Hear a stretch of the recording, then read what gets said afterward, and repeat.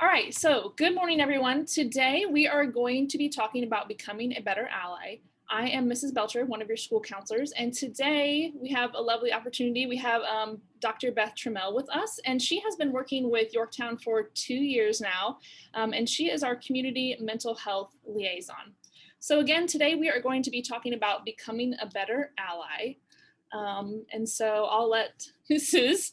Dr. Beth Trammell talk to us about what an ally is. So, Yeah, thank you, Mrs. Belcher, for inviting me to be here. And I am really excited about this because I think a lot of us want to live our lives, being kind, having friends, making a mark, on the world in some way. And one of the ways that we are kind of including and developing, particularly in the diversity and inclusion kind of space, is this idea of allyship. And so the good news about allyship is that all of us have an opportunity to be an ally, and all of us really have an opportunity to need an ally and to engage an ally.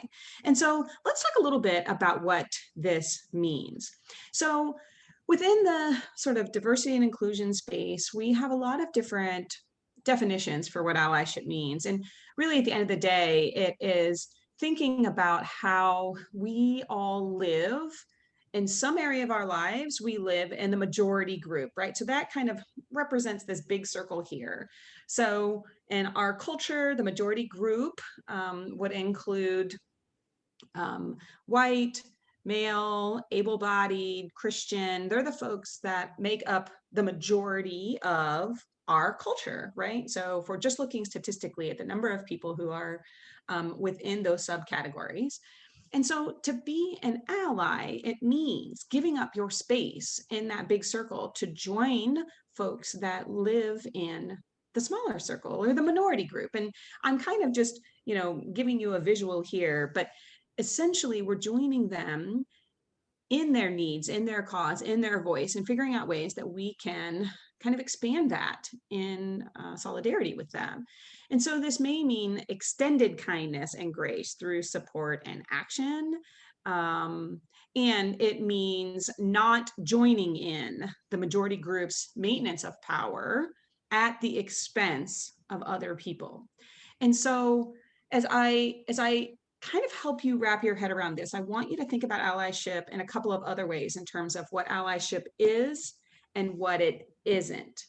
And so on this slide, we're talking about allyship really means that we remember that all of us have bias. All of us were raised to think a certain way. And so this bias idea is like a specific preference toward specific things based on our experiences. And so being a good ally remembers that I have bias and I need to be ever evolving to plant myself in situations with people who are different from me so I can expand how I see the world through the lens of other people. And it's a balancing act of reflecting, right? Thinking about interactions we have with people and thinking about policies that are in place around me and how that impacts folks in both the majority and in the minority culture. It definitely involves listening. I am a psychologist and I live my life listening. I live my life practicing listening every day and teaching others how to practice the skill of listening. And I'll tell you, allyship is not about getting it right all the time. We are going to mess up things. We're going to try to be helpful or supportive to someone who takes offense to our way of helping them. And so allyship really is about continuing in joining folks, even if it doesn't feel like I'm doing it right or good or bad. And allyship is definitely not about making it about you. So if you're posting on social media about how awesome you are at supporting these folks within marginalized groups, you're making it more about you than about actually supporting other people. I'm not saying you can't ever post on social media about it. I'm just saying you have to realize and thread it through the lens of is this about me boosting my image, or is this about boosting the image of the people that I'm trying to support? So let's take kind of a little step back maybe and realize how we are on a variety of different places on this identity spectrum. So, okay, Mrs. Belcher, one of the things that I do with folks is called the layers of my multicultural self. And so I invite folks to get a sheet of paper out and fill in the blank when you say, I am a, like, how would you fill in that blank? And I'm looking more for like your role or your identity, not necessarily like personal characteristics. So not things like I am kind or I am, smart. Like those things are great. And I want you to be those things. But for this activity, I really want for you to think about your specific role. And we have included some options here. But Mrs. Belcher, how would you answer the I am? What are some of the things that come out for you? Okay, so in thinking about this, let's see. I am a woman. I am a wife, a mother, sister, daughter, white, probably middle class, Christian. I am, let's see, I'm non-athletic, definitely not. Definitely not. I am musically inclined. You're a counselor. I'm a counselor. Yes. Yeah. We can include your profession there too. That's great. Yeah.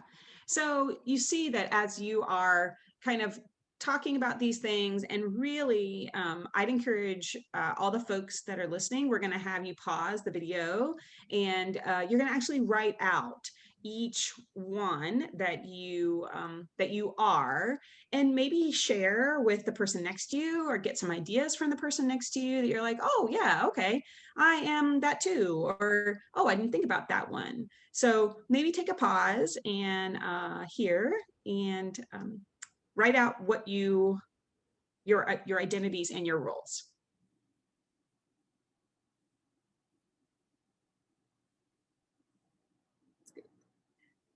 Okay, so now that you have kind of looked at all of your different roles or your different identities, there are a lot of different ways that we can take this activity.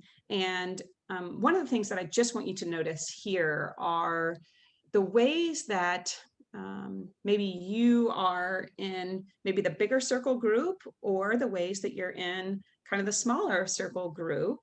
And how do you feel as you were writing down all of those different identities? I know for me, as I thought about how I fit within a lot of the majority culture, I found myself sometimes being a little bit defensive, like, well, yeah, I am in the big circle a lot, but I really try to be a good person. And yes, I think most of us live our lives trying to be a good person. And so I think it's not an exercise to make you feel bad about being in the big circle or the small circle. You actually didn't really choose which circle you get to be in.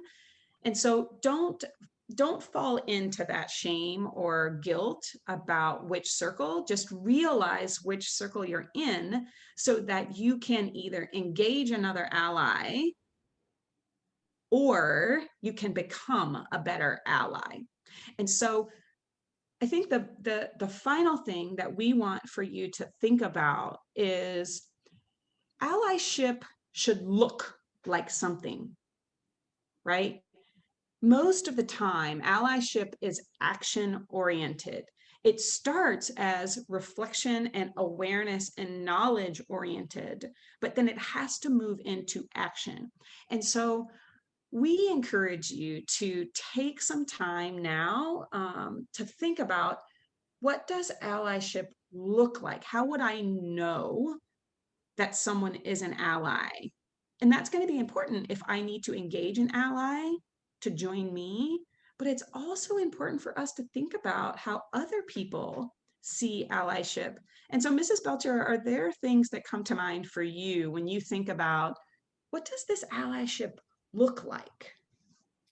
Yeah, I mean, I think for starters, I mean, I think it's good to point out that it can be, uncomfortable at first, but I think it's actually just easy things that we can do. Like you've already talked about being a good listener, just being there for somebody is a huge step. Showing kindness, um, asking them, because you may not know, how can I support you? How can I help you? I think is a good step too.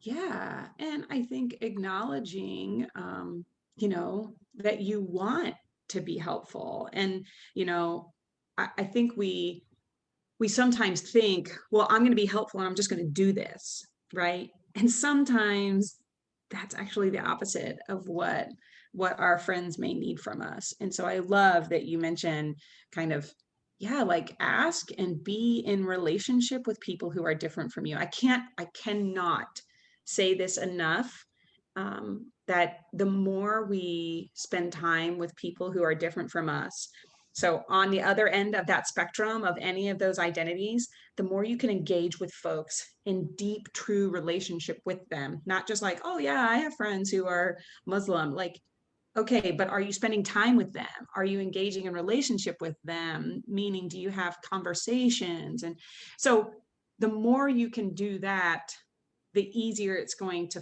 feel, to have some of these kind of action oriented steps. So would love to hear what other people think about what allyship looks like, or how they have experienced being an ally, or feeling the support of an ally, because that can also be helpful to think about.